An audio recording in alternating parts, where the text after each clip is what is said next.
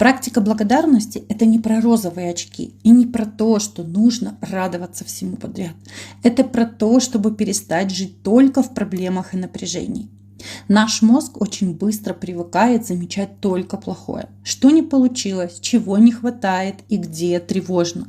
И со временем человек начинает жить в состоянии постоянного мало, не так, надо еще.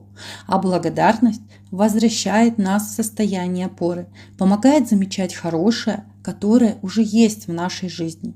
И именно через это постепенно меняется наше внутреннее состояние. Становится меньше тревоги, больше спокойствия, доверия и ресурса. Я очень люблю эту практику за ее простоту. Не нужно ничего сложного.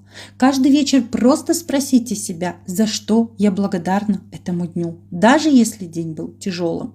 Особенно, если он был тяжелым.